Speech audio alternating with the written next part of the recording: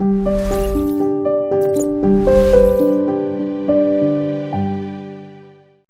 back to Best Way. And today we're going to be talking about exercise and metabolism. And as we get started, let me just say it's a great privilege for me to speak to the whole group.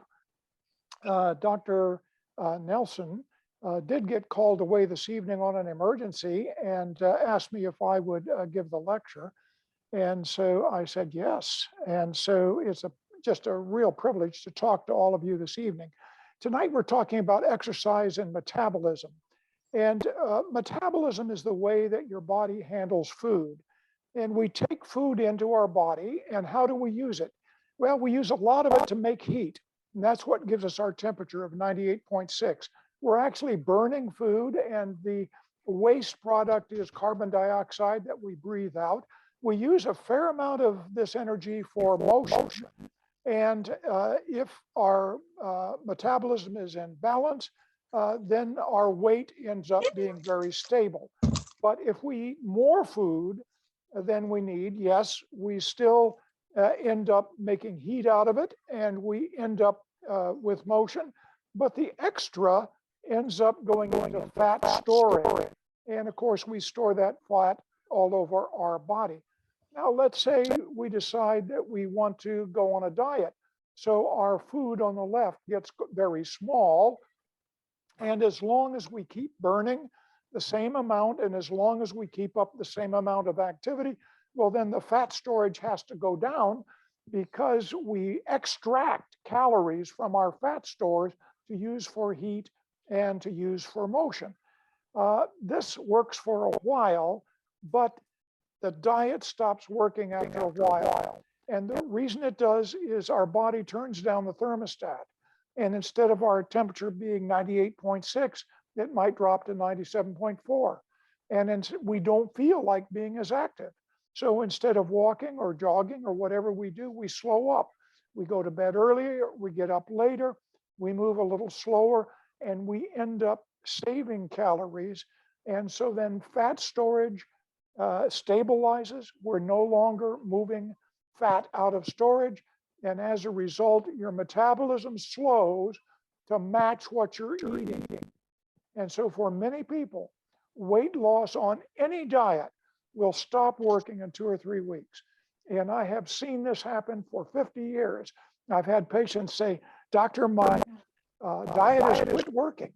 And I, of course, thought that they were lying and that they were, in fact, eating more. But the truth is, they're not eating more. They're following the diet, it just quits working. And it quits working because your metabolism slows down to match what you're eating. So how can you avoid that? The best way to avoid it is to increase your motion and to increase the amount of activity that you have.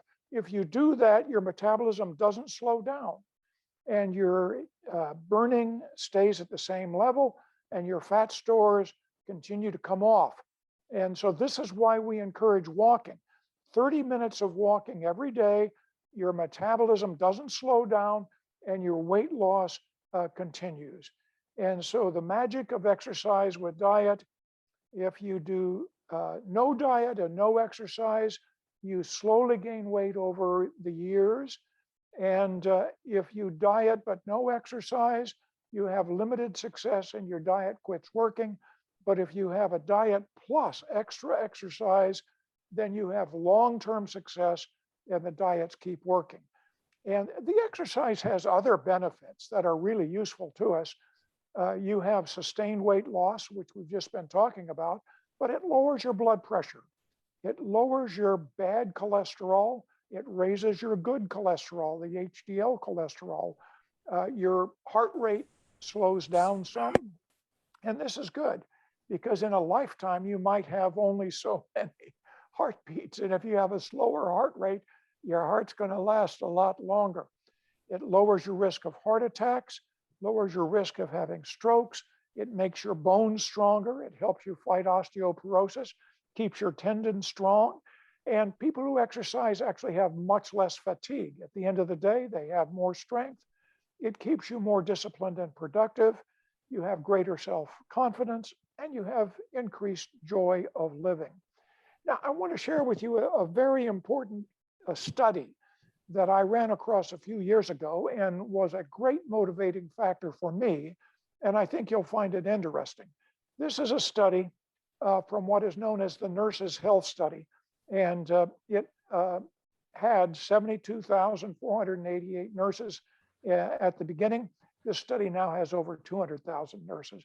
But the part I'm sharing comes from this data. These nurses were 45 to 65 years of age. They had no heart disease, no cancer. These were healthy women, and they followed them for 8 years. During that 8 years, this group experienced 645 heart attacks. Now, they calculated how much activity they had, and the unit that is used in science is called a MET.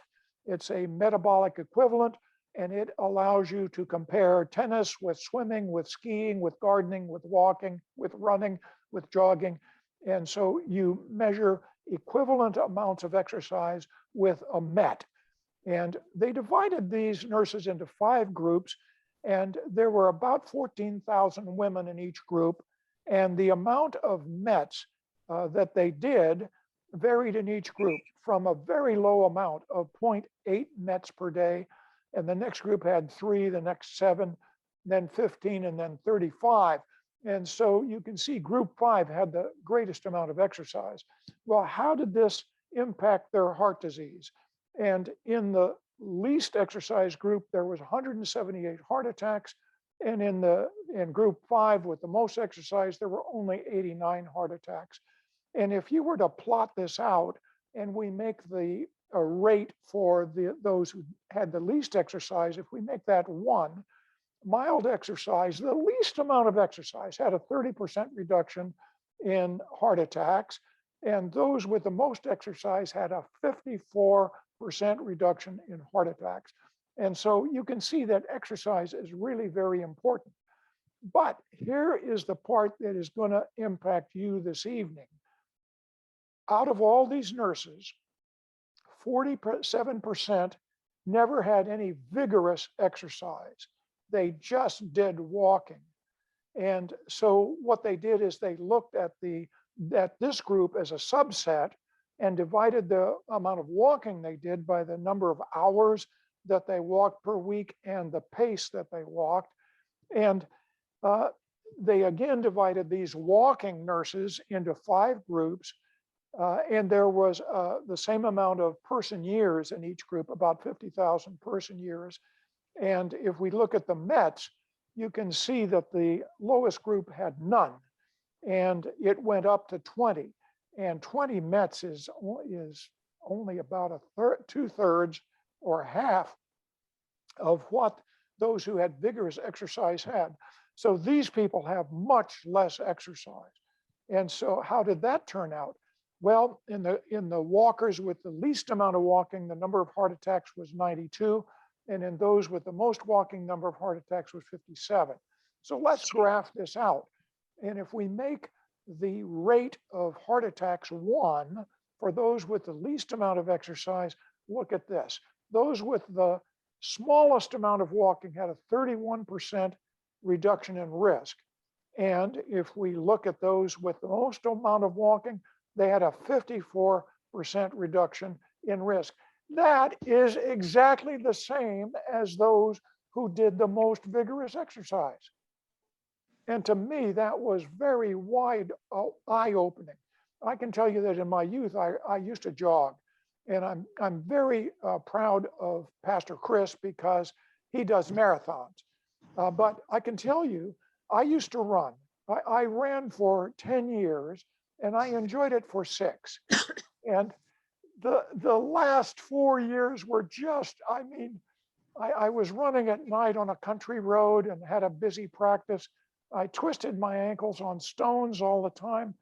And when I read this study, I stopped running and I started walking, because walking gives you exactly the same benefit as those who are jogging or running or skiing. Walking is as good as the most vigorous exercise. And that was eye-opening. And you know what happened?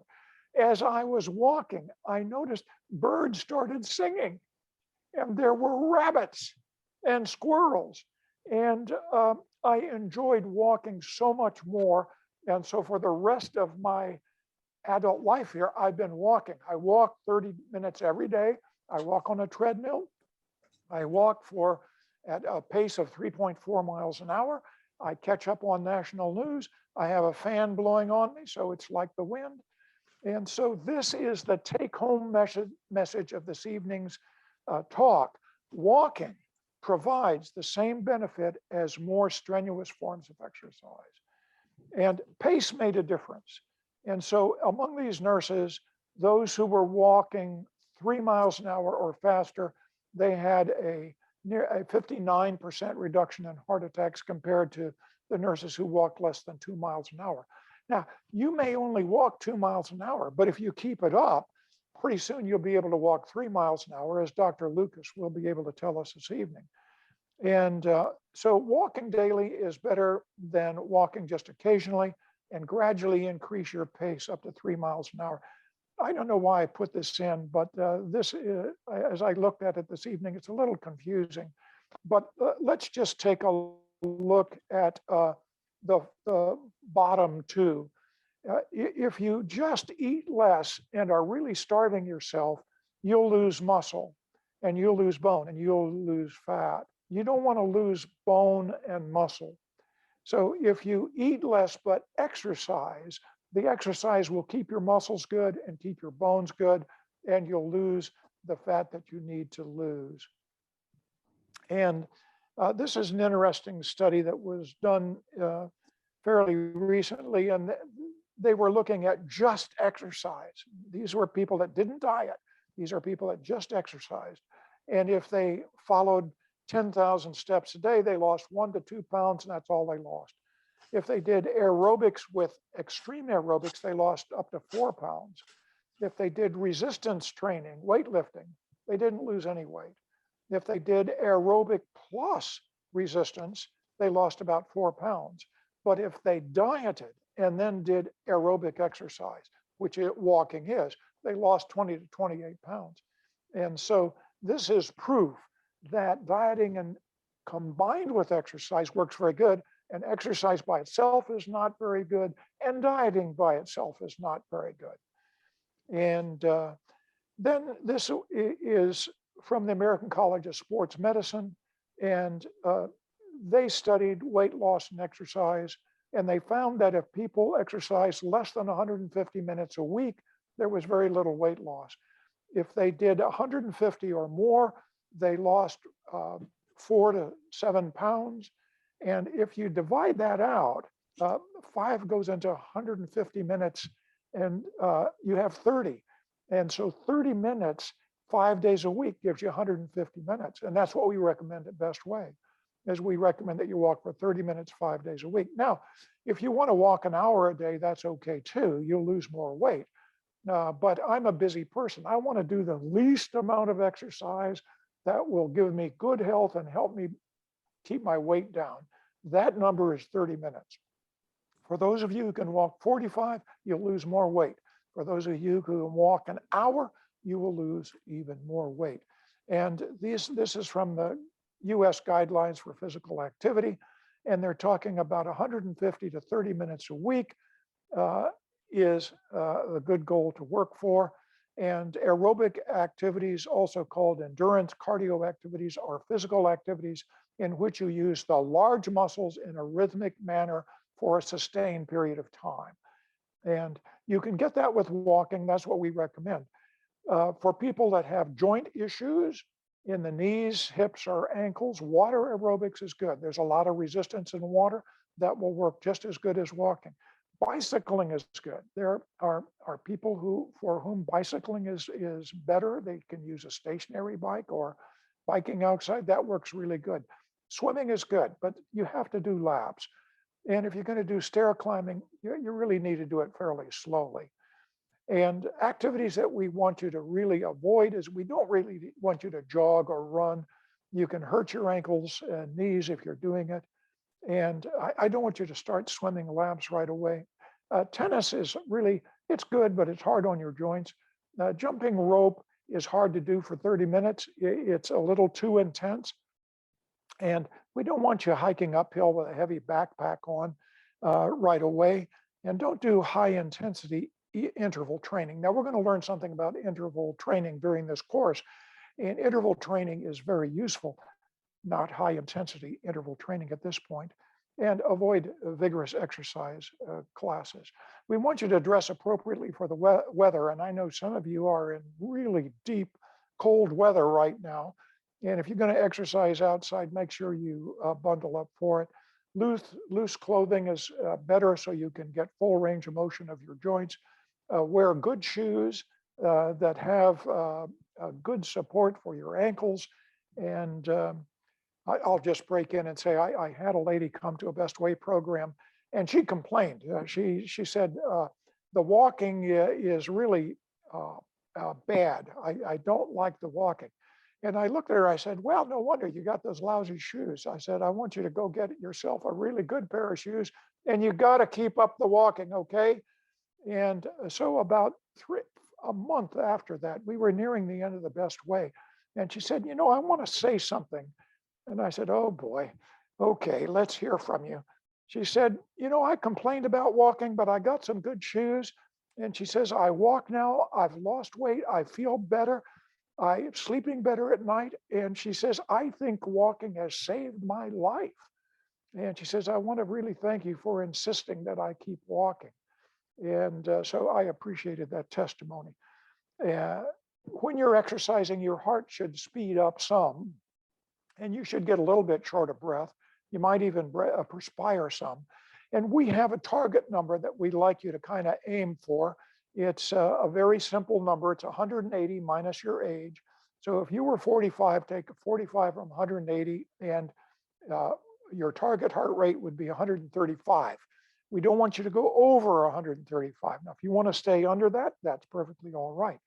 And if you were an 80-year-old like I am, 100 would be a good target rate. I get mine up to about 120 in my walking every day. And this was a nice one-year weight loss study in the Look Ahead trial. And people who walked 149 minutes a week had a 9% reduction in their body weight, which is good. Now, if they exercised and walked 287 minutes a week, well, they had 11%, almost 12% of their body weight went down. And that's more than pounds. That's percent body weight. So that's really it for tonight's lecture. Just a reminder, we want you to avoid between meal snacks. We do want you to eat breakfast, eat less at noon and supper, pray for motivation and strength, contact your group leader daily. And let me say to the people in my group, thank you for keeping in touch with me. I've been in touch with every day, and we had a good phone call today. And so we appreciate that. Read your assignments in the workbook. There are some good exercises in there for you. Walk, if you walk 6 days a week, you get credit for 7. You get 1 day off, and it counts as 7. So do 6, count it as 7. It's the same with your food item to avoid. Eat it, if you have it, if you skip it 6 days a week, you can have it for free 1 day a week. And here is a question that comes up. There are some people that haven't been eating breakfast. Now they're eating breakfast. How do you score that? Because it's more than usual. And the truth is you give it a 2. So if you're starting to eat breakfast and you haven't eaten it before, don't score it a 1 or a 0. It's a 2. And it's good to carry your card with you at all times. So that's the end of this lecture for this time. Keep up the good work. I'm going to turn it back to Pastor Chris now. All right. Thank you, Dr. Adams, for doing that. And I'll let you stop sharing your screen when you're able there. Exercise, we've learned a lot with the presentation here. And Dr. Laura Lucas, she has her doctorate in physical therapy, and she's going to talk with us a little bit about exercise this evening. Is that right, Laura? Laura, do you have something for us to share? Yes, I do.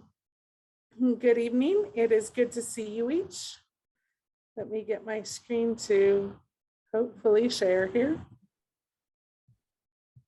Nope, I don't have highlighted what I thought I had highlighted. There we go. Okay. Dr. Adams talked about maximizing our time. Some of us are shorter on time, and even 30 minutes sounds like a massive difficulty to fit into our schedules. So tonight I want to talk to you a little bit about how we can use some burst training to maximize our time.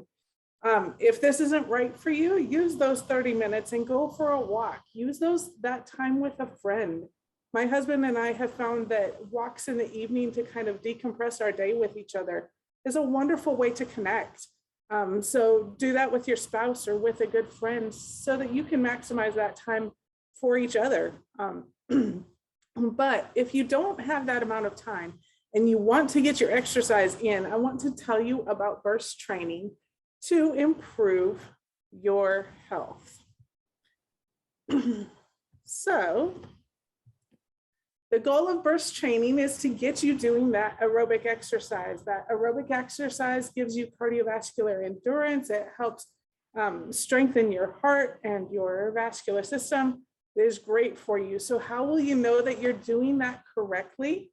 You should feel out of breath. Now, it shouldn't feel like you're dying out of breath, but you should feel like it is difficult for you to talk. That's a good sign that you're at the right out of breath. You can't complete a full sentence of talking while you are doing activity. You should feel your heart beating inside of you some. It should not feel like it's trying to come out of your chest, okay? But your heart rate should increase. Burst training is important because your cardiovascular system helps carry to your body the nutrients from all the good food that you are working on eating, your habits you're working on changing, Rachel's recipes. It helps carry that water that you're drinking into your cells. That water helps remove the waste from your cells. And that helps aid in the healing process of your cells as well, because each time that you are exercising, your muscles are actually breaking themselves down a little bit to become stronger. And so the process of the waste from that process is removed through the water you are drinking. Be sure to hydrate well as you exercise. So for burst training, you are going to perform a burst of activity at a higher intensity than your normal pace. That does not mean at a high intensity. It just means higher than your normal pace. Okay, as always, make sure and consult your doctor if you have any medical conditions. Before you start an exercise program, most doctors are happy to hear that you are ready to start an exercise program, but it is always good to check in with your doctor. Burst training, the principle of it is to hit it hard and then take a break. So choose a level area. You don't need to be working on hills. You don't need to be dealing with those rocks and that uneven surface that Dr. Adams was talking about.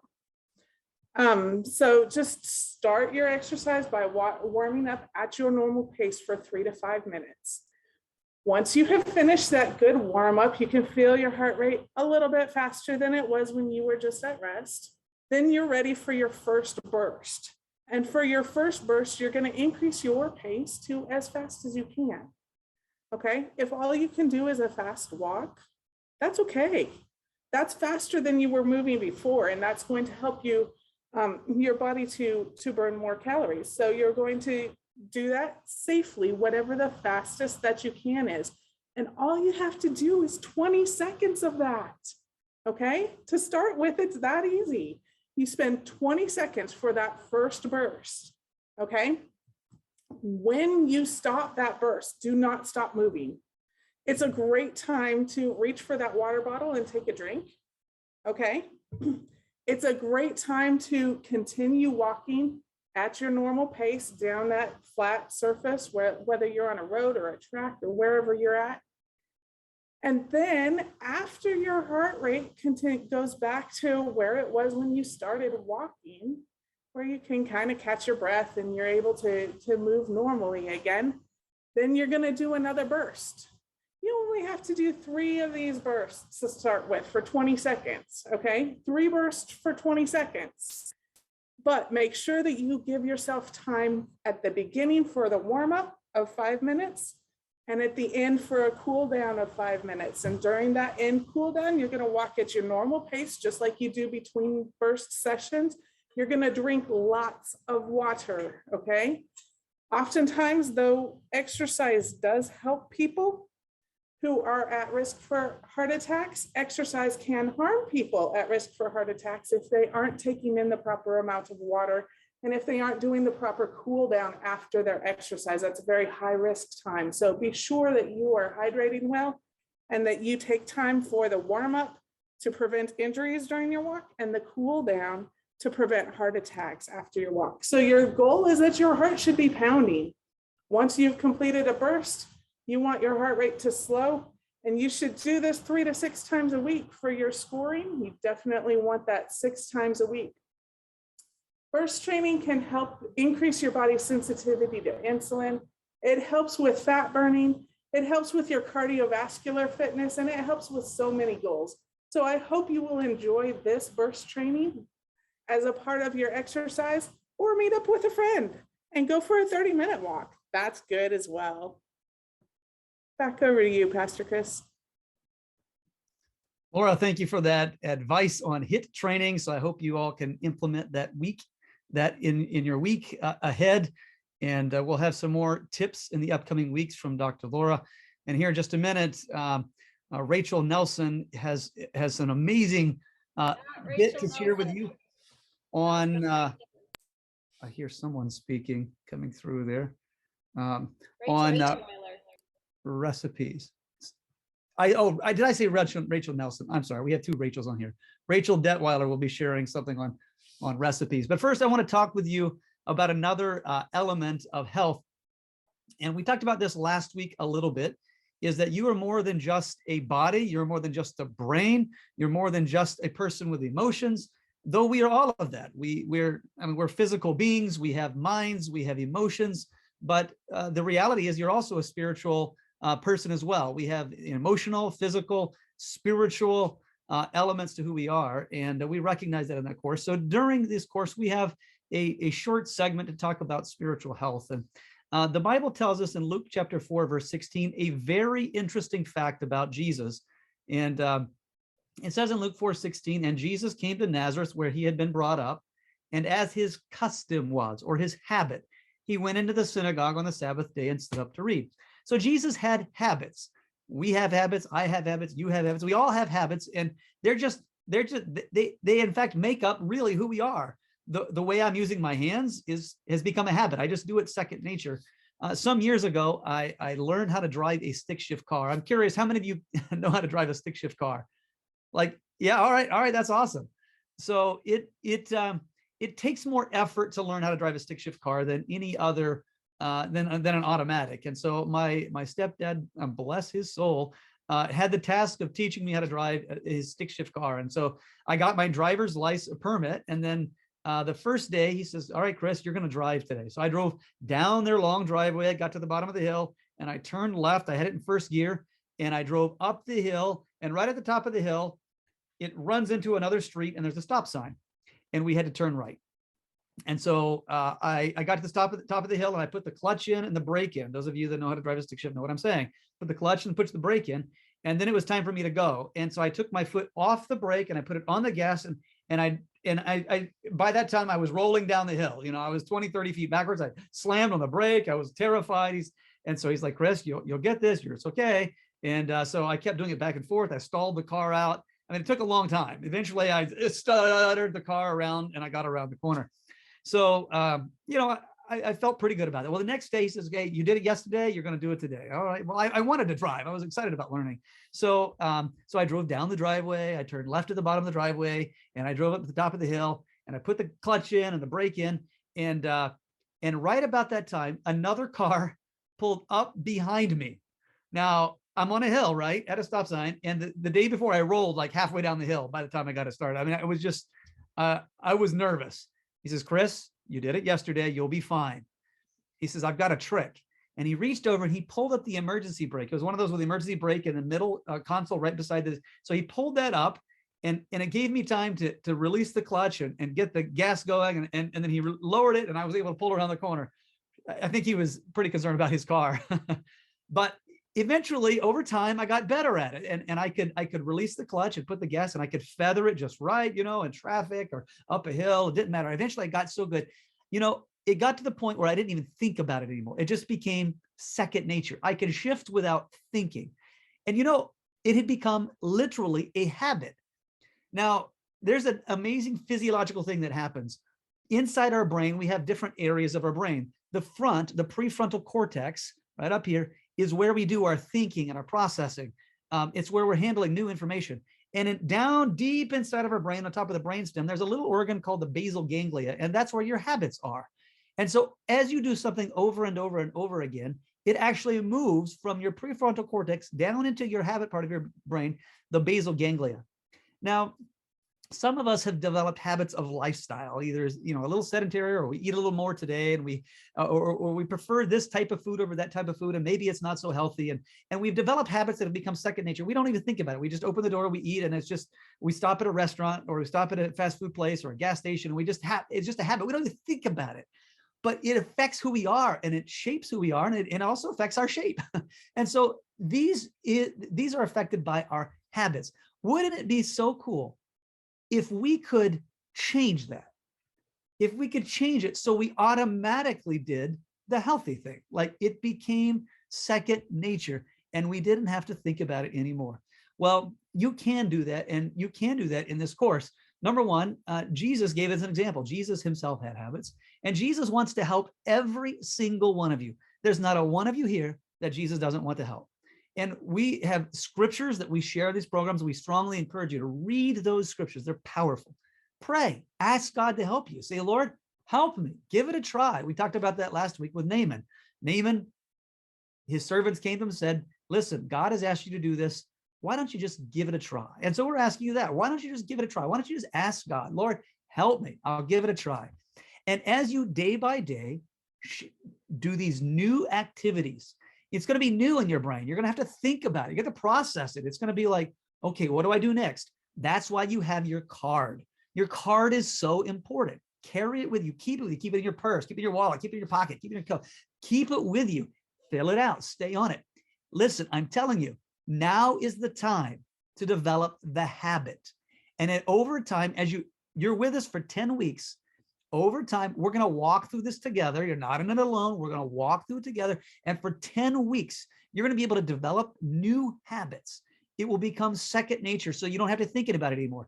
It's just who you are. You exercise 30 minutes a day. That's just become your habit. And each one of these weeks, we're going to be talking about a new habit, a new thing that can help shape you. And eventually, that will be your habit as we go through this for 10 weeks. Take time with God, seek him in prayer, and you will find amazing help, because Jesus is a friend indeed. Part of our program is we have our groups that meet after our lecture, where we talk a little bit more about some of the information than you got in the lecture. We're going to talk about that there. And we're going to encourage each other, and you're going to make decisions. Now, some of you might be an introvert and you're like, well, I don't like groups, I want to keep my screen so no one can see me.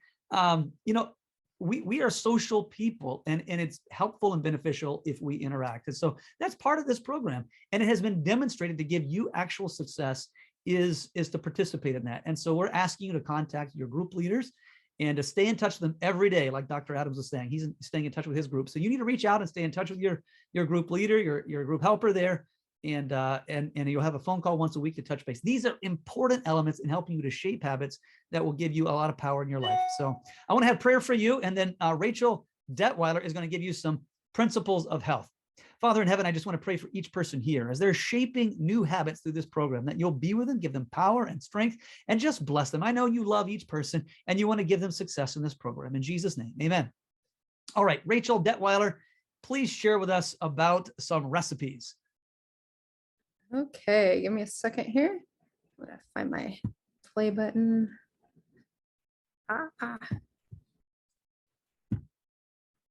Oh dear. I think I'm in the Zoom thing and it's not letting me do that. Hold on just 1 minute.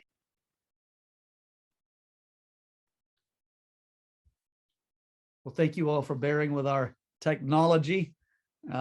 Sometimes it works excellent and other times it's not. So you probably understand working with technology yourself. Sometimes it's not so great. Okay. All right. Looks like we're good.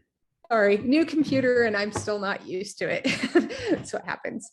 Fortunately, I have young men in my house who are very capable of showing their mother who doesn't have as much technology knowledge, and I appreciate that very much. Okay, well, I'm so glad to be with you guys today. I like to encourage people to cook plant-based. I've been cooking plant-based for 16 years now, almost 17.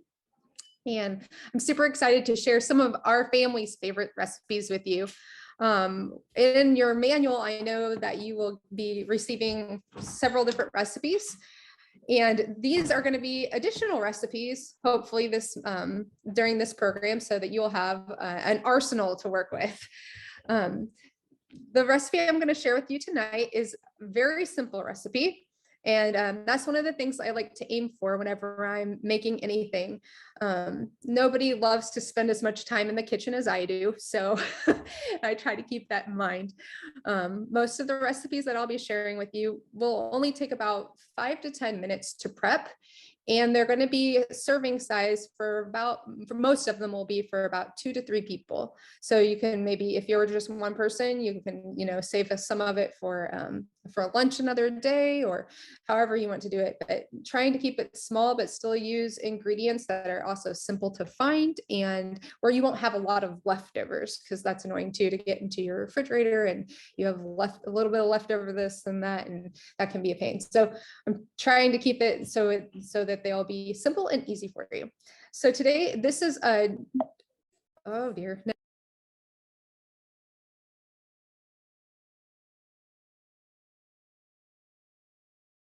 Rachel, you're muted.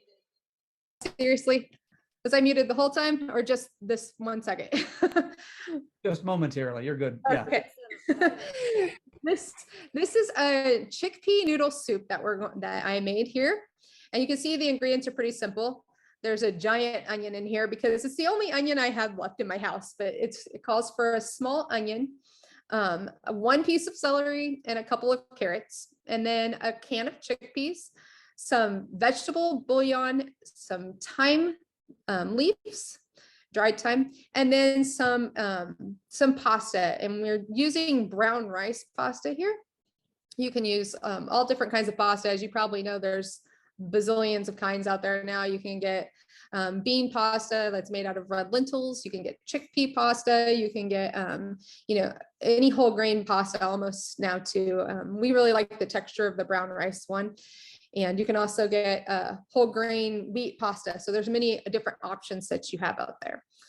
And this recipe is the better than bouillon is what I'm going to use to make vegetable broth. It just takes a very little. That one is actually plant-based, and that's one I really like the flavor of. And you can also find it in low sodium, which is nice as well. I believe Costco has that. Let's see if I can. There we go. Okay, and so this recipe, again, is very simple. You're just going to chop your vegetables, which takes a couple of minutes, and throw them into a saucepan. And after you throw them in the saucepan, I usually like to saute them in just a little bit of water. I know a lot of people like to saute in oil, but you don't have to do that. And when you saute in oil, you add a lot of extra fat. And so I always saute in water. And so you get your vegetables nice and soft, and then you add your thyme and your vegetable broth. And then this one I added bay leaf to as well as nutritional yeast. Now, nutritional yeast is an ingredient. I have it in a giant jar here because I buy it in bulk. You can find this in most well-stocked grocery stores, but it's not a necessary ingredient to this soup. You could use a little bit of soy sauce or a little bit of salt to take the place of that in the recipe. And so then you just let the flavors kind of meld together here, and bring your pasta. I don't know if I guess my son forgot the picture of that. There, you throw your pasta in and bring it to a boil. And after about 10 minutes, you have soup, and that's the way it looks like when you're done. and it's delicious. We like to make it probably this last winter, we've been making it about once a week, and just really enjoying that. If you have any questions for me, I'm always available and happy to answer anything that you need. Hope you get to try this recipe and enjoy it. Thank you. Thank you, Rachel. If any of you had the privilege of eating some of Rachel's food, you will appreciate the value of these recipes. Not only do they look good, but they taste excellent as well. So thank you, Rachel, for sharing that. Each week we'll share some future ones with you, and we'll be posting those on the website.